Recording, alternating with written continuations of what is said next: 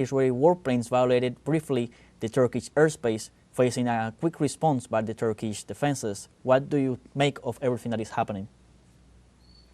Well, what is happening is that Israel, even if Iran is responding very efficiently to the Israeli aggression, we can see that Israel is always one step ahead in the escalation ladder, and they try to go one step ahead to force Iran to go one step ahead, and at the end of the day, the objective of that strategy from Israel is to push United States and its allies into the conflict. So they are trying to make everything to makes this war a regional war and an international war with the implication of the United States.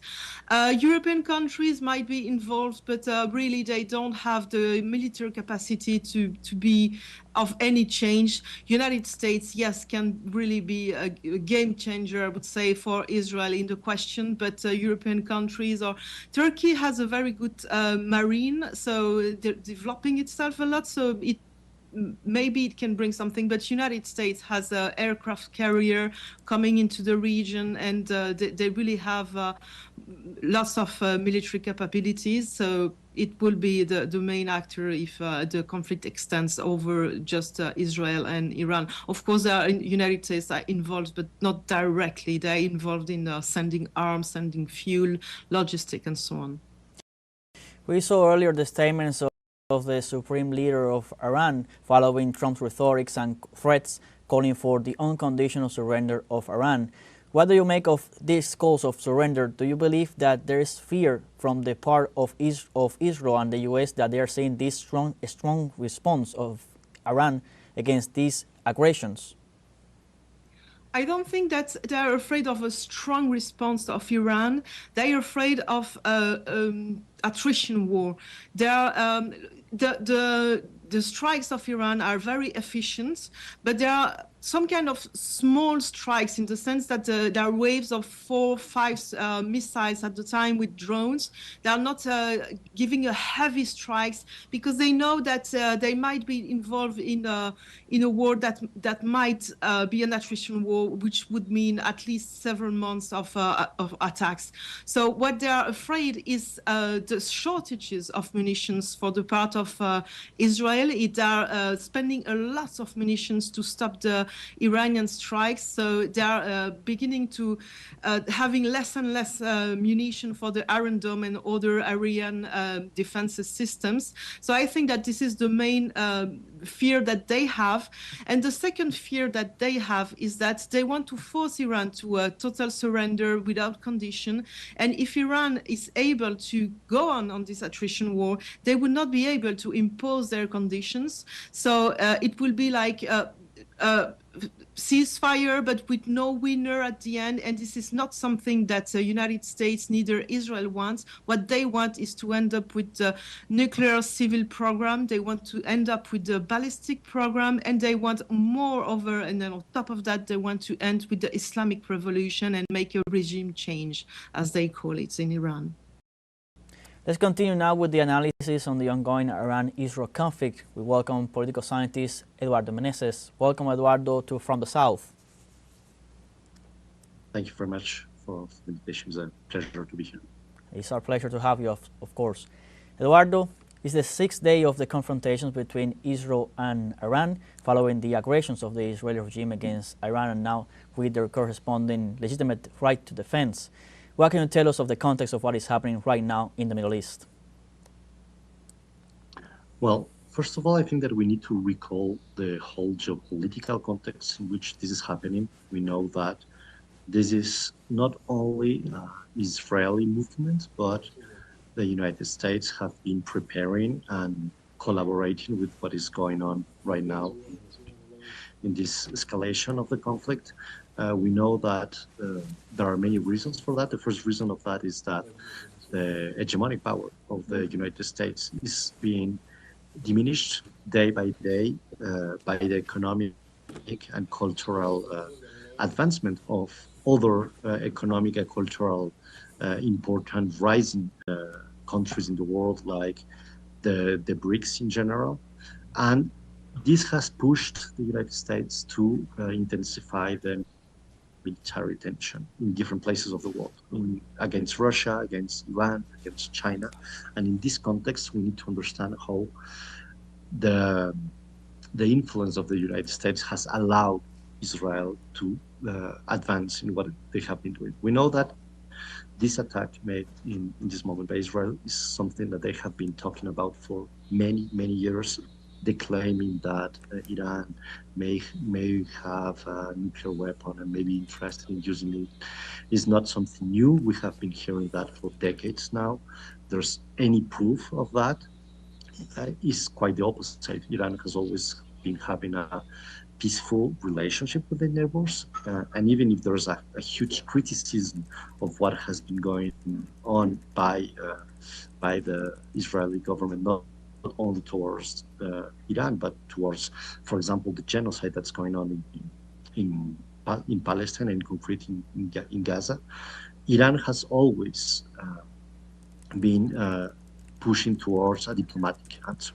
So we now see that Israel is being allowed to do what they have been planning for years because of this geopolitical context. So I think that this is the main thing that we need to understand, mainly because that pushes us also to understand that this is not going to end very soon and very easily, because this is serving the interests of the United States in this fight against losing its hegemonic power in the world, at the same time that it is serving, at the same time, the Israeli plan of extension in the territory, which has been already been deployed in Lebanon, has been deployed in Syria, and at the same time serving Netanyahu, which has been strongly being criticized internally in Israel, and he's using the external enemy as a way to be maintaining power. So I think that once we understand all these contexts, we can understand that what is going on right now is not just a detail, is not just something that's going to pass very quick, but there's a deep geopolitical tension there. We have seen, Eduardo, in the recent statements of the U.S. President Donald Trump, its continuous threats against Iran and a possible U.S. direct intervention, because as we know, in a way they're already intervening by providing political and military support to Israel. But it has been threatening Iran with a direct intervention if they don't surrender, and the U.S. is demanding from Iran an unconditional surrender to the Israeli aggressions. But we are also seeing that within the U.S. there is a division of opinion about the involvement of the U.S. in this war. How will this impact the policy in the United States and the effect and the continuity of this conflict in the region? Something that's very interesting is to recall that, in fact, President Trump was one of the main critics of this idea of entering in a conflict against Iran in the past. He was really vocal about his criticism towards some Democrat presidents, saying that they may want to enter this kind of conflicts in order to, let's say, put the attention, the internal attention on the national problems on an external enemy. And in fact, what is very interesting to see here is that now it's exactly what Trump is trying to do, in a way in which he can still go back. I mean, he has not intervened directly, because a direct intervention of the United States would mean a much more deeper involvement than the one that is already there, and in which he could open an internal front of opposition. As you mentioned, there's a lot of opposition, not only from, let's say, political tension between parties. Is not only something which is Democrats against Republicans. I think that it is a very strong opposition in terms of how would that serve the interest of the U.S. citizens to entering this kind of war.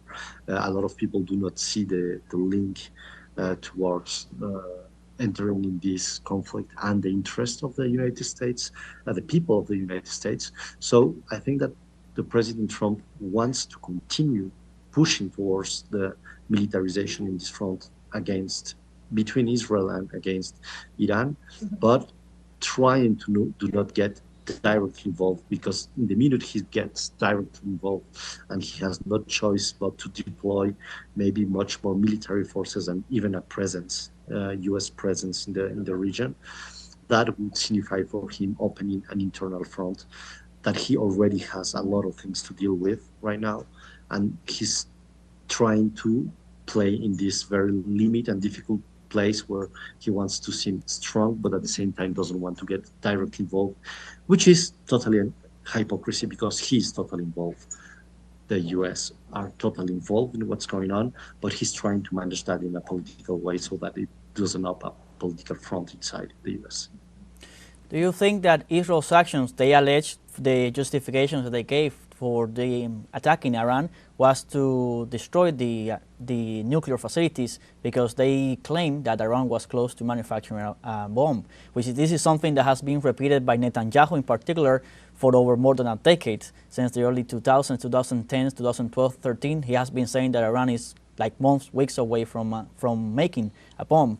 But just recently, Rafael Grossi provided statements saying that there is no evidence of a nuclear drive for a bomb in Iran, and also the own U.S. security intelligence community providing this annual report, this year's report, that there's no evidence also that Iran is not making any bomb, that the program has not been restored since the early 2000s. Do you think that there is another ulterior motive to this attack, especially in the context that it took place? Because we must remember that negotiations were ongoing indirect negotiations between the U.S. and Iran for reaching a new nuclear deal, and as well, maybe he intended to torpedo these negotiations to try to force the U.S. hands into participating in a more active aggression against Iran, and also maybe disguise a bit the attention that was being given to Palestine, to the genocide in Gaza, because while this is happening, we must also remember that they continue to kill by the hundreds Palestinians in Gaza. Just in the last 24 hours, over 150 people have been killed in Gaza. Do you think there were all these ulterior motives for Netanyahu's actions? Yeah, it's definitely there's no evidence, there's any evidence that could support the idea that there was something similar to Iran being near to obtain a nuclear weapon, and it doesn't have, it hasn't even been an intention of Iran very clearly for all these decades that Israel has been repeating the same thing. It has never been true, and it is not true right now. And it's very clear that the motivations are elsewhere. One of the first motivations is, as we were mentioning, is the way of having the United States in the back of their diplomacy and the back of the strategy. We know it's very similar to what we see with the Zelensky strategy, where they tried in a certain way to have the United States in their back when they're advancing this kind of conflicts, because that's what gives the legitimacy internally and internationally in terms of power, not in terms of diplomacy, because diplomacy has totally been destroyed since the beginning of the genocide in Palestine, and there's no role that the UN has been playing in this and cannot play, and it has lost total legitimacy. But in terms of power, that's exactly what they are searching. They are searching that because they want to be the ones who, in a certain way, dictate the way in which the intervention of the U.S. is being figured in the Middle East, mainly through them.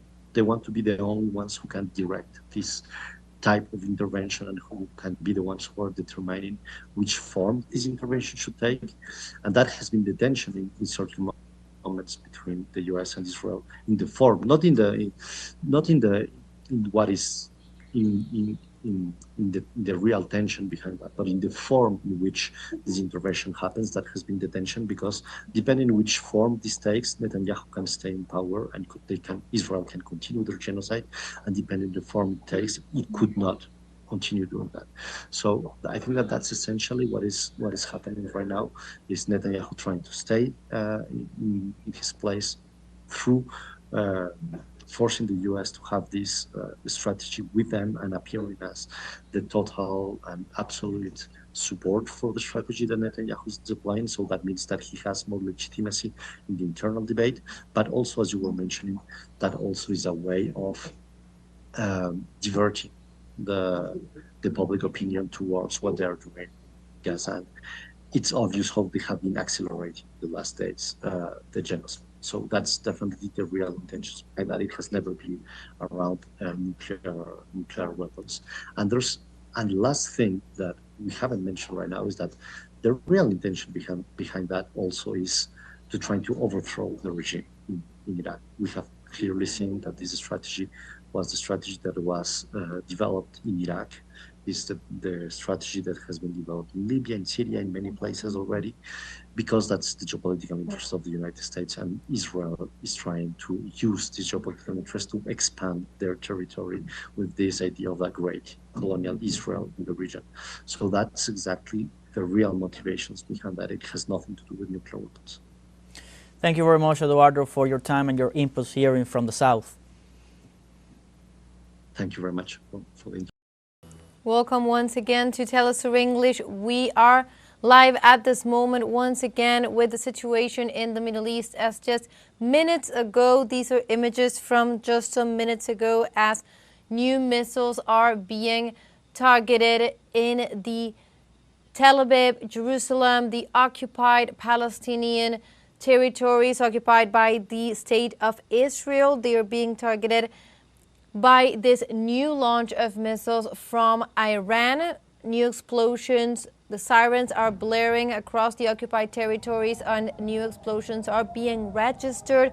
Also, the images that we're showing that are just images from only moments ago show how new missiles are overcoming the air defenses. At this moment, the sirens are blaring in Tel Aviv, also in other areas of the occupied territories. The residents have gone down to their shelters by order of the authorities.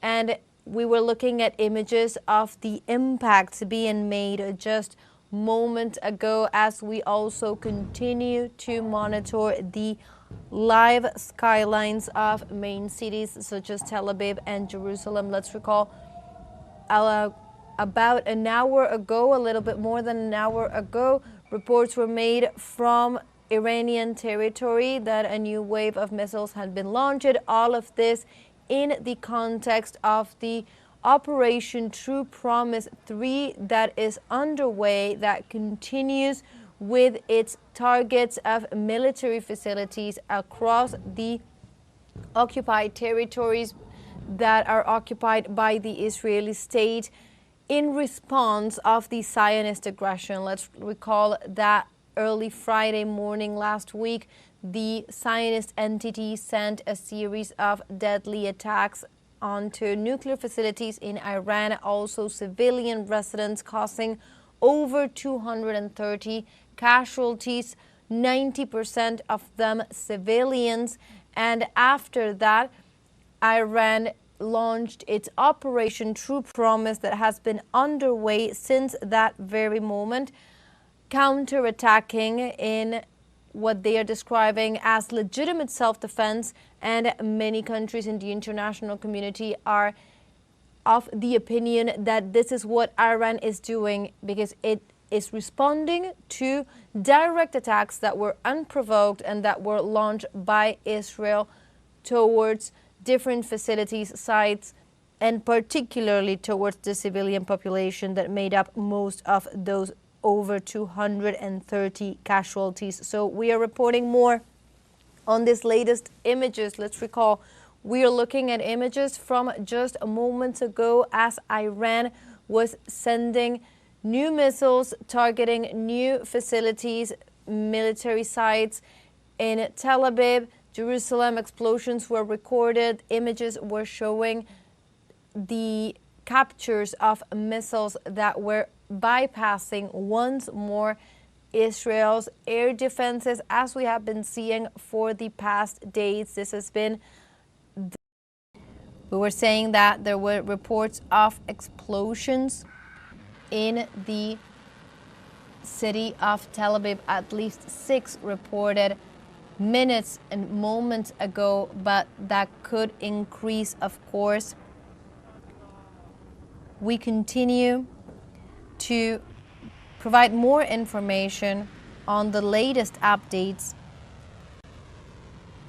in the situation, also in what is being reported from the ground.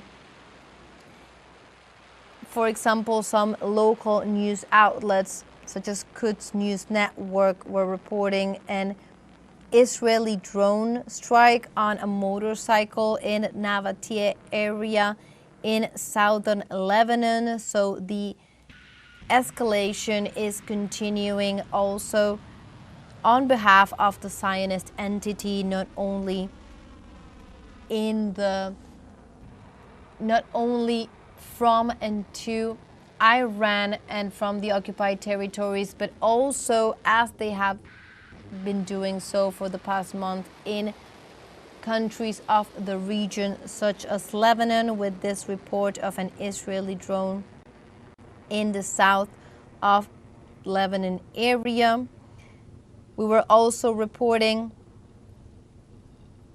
from Israeli occupation vehicles and drones that targeted Palestinians waiting for aid north of Nuseirat in central Gaza Strip. Let's recall that while this is going on, while the situation between Israel and Iran escalates, while that escalates, the ongoing genocide, the attacks from the Israeli entity to Gaza continue, and we have seen 144 civilians, people killed in Gaza in just the last 24 hours, most of them while looking for food in the US-backed distribution centers. We have no more information, as this Wednesday the president of Russia made his first statement on the Iran-Israel conflict, as we were reporting just minutes ago, and he emphasized that he's willing to work with Iran in nuclear matters because of the level of trust that both countries have to each other. Let's listen. As you know, Russia and I personally... We have no more information, as this Wednesday the president of Russia made his first statement on the Iran-Israel conflict, as we were reporting just minutes ago, and he emphasized that he's willing to work with Iran in nuclear matters because of the level of trust that both countries have to each other. Let's listen. As you know, Russia and I personally keep in touch with Prime Minister of Israel on this matter, as well as with President Trump. You should always see whether the goal is achieved or not when you start something. We see that as of today, given all the challenging domestic processes there, we know about that, and there's no point in delving into that, but still there's the consolidation of society around the political leadership of the country. And, well, it happens virtually everywhere, all the time. Iran is no exception here. That's first thing. And the second thing, which is equally important, and everybody talks about that, I would just reiterate that, what we hear and see all around the place, these underground facilities, they exist and nothing happened to that. And hence, I believe it would be right for us all together to seek ways to end hostilities and to find ways to reach an agreement for all parties to the conflict, so that the interests of Iran could be ensured on the one hand, when it comes to its peaceful nuclear activities, naturally peaceful nuclear activities. And I'm also talking about peaceful nuclear energy and the peaceful use of nuclear energy in other areas, as well as ensuring the interests of Israel in terms of unconditional security of the Jewish state. That is a subtle matter, and certainly we should be extremely careful here. But in my view, overall, such a decision could be reached. As you know, back in the time we started implementing a project in Iran that was launched by German companies, and we built the Bushehr power plant. German companies left. Iranians asked us to follow up on that project. It was a difficult task because it was started by German specialists. It was their design, and Rosatom made a great deal of effort in order to adjust these to the Russian design. Nevertheless, we succeeded, and this unit has been operating successfully. We signed a contract to build 2 extra units, and this is a work in progress. Our experts are on the field. We're talking about over 200 people.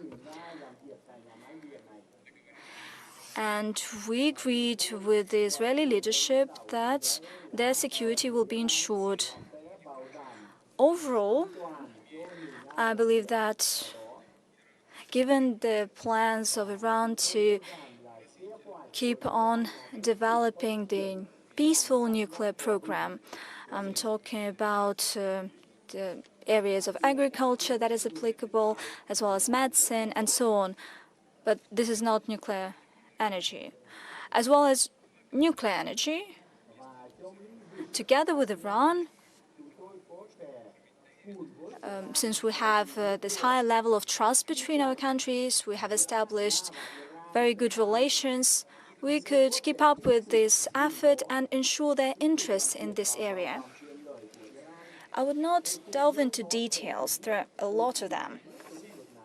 And all these details were discussed by us, both with the Israeli side, with the American side, and certain messages were sent to our Iranian friends.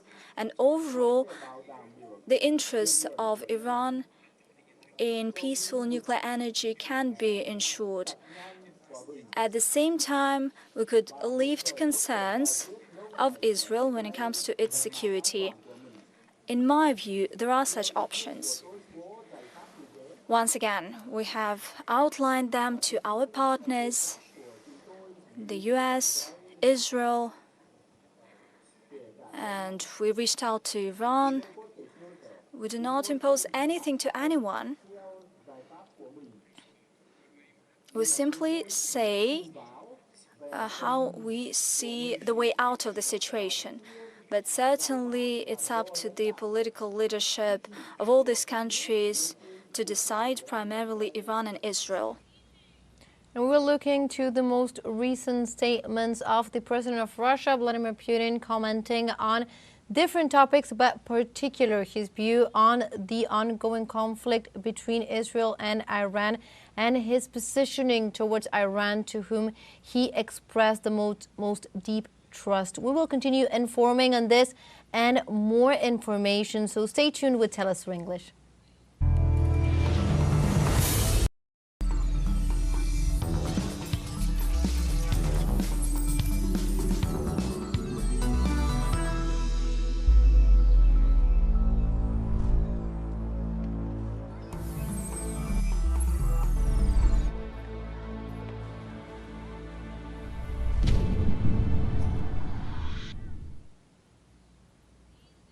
Hello and welcome to From the South. My name is Belén de los Santos. I'm from the teleSUR studios in Havana, Cuba.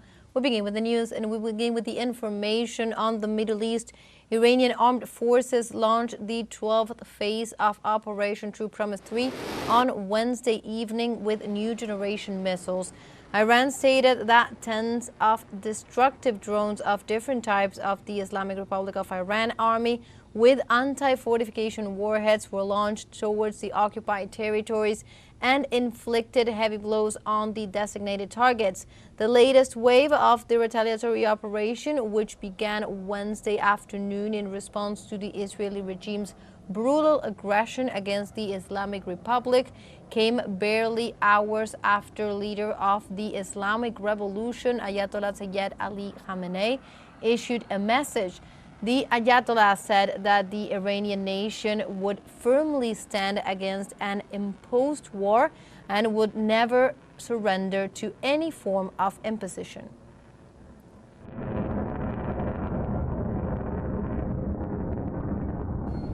And meanwhile, U.S. report reveals that the Israeli regime is facing a shortage of defensive ammunition amid the Iranian response against the nation.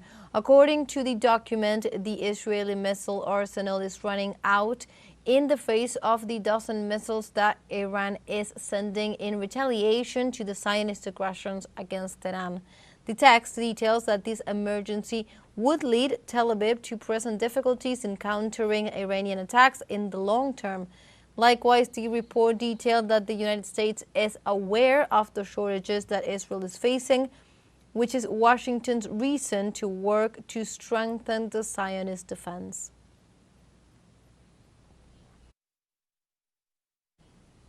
And precisely, the Islamic Republic of Iran continues its retaliatory Operation True Promise 3 in response to the ongoing Israeli aggression. On Wednesday night, Iran also launched a wave of strikes on targets across territories occupied by the Zionist regime. In this context, the Islamic Revolutionary Guard Corps informed on the use of two-stage long-range Satchel missiles, super heavy long-range missiles that were also launched.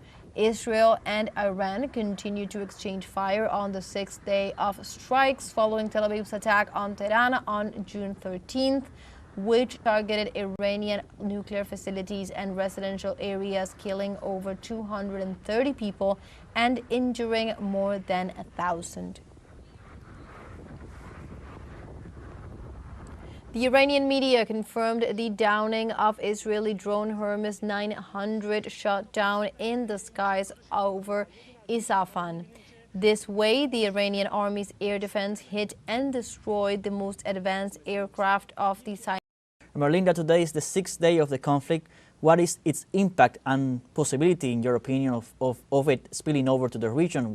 There were reports that Israeli warplanes violated briefly the Turkish airspace, facing a quick response by the Turkish defenses. What do you make of everything that is happening? Well, what is happening is that Israel, even if Iran is responding very efficiently to the Israeli aggression, we can see that Israel is always one step ahead in the escalation ladder, and they try to go one step ahead to force Iran to go one step ahead, and at the end of the day, the objective of that strategy from Israel is to push United States and its allies into the conflict. So they are trying to make everything to make this war a regional war and an international war with the implication of the United States. European countries might be involved, but really they don't have the military capacity to be of any change. United States, yes, can really be a game changer, I would say, for Israel in the question, but European countries or Turkey has a very good marine, so they're developing itself a lot, so maybe it can bring something, but United States has an aircraft carrier coming into the region, and they really have lots of military capabilities. So it will be the main actor if the conflict extends over just Israel and Iran. Of course, the United States are involved, but not directly. They're involved in sending arms, sending fuel, logistic, and so on. We saw earlier the statements of the supreme leader of Iran following Trump's rhetoric and threats calling for the unconditional surrender of Iran. What do you make of these calls of surrender? Do you believe that there is fear from the part of Israel and the U.S. that they are seeing this strong response of Iran against these aggressions? I don't think that they are afraid of a strong response of Iran. They are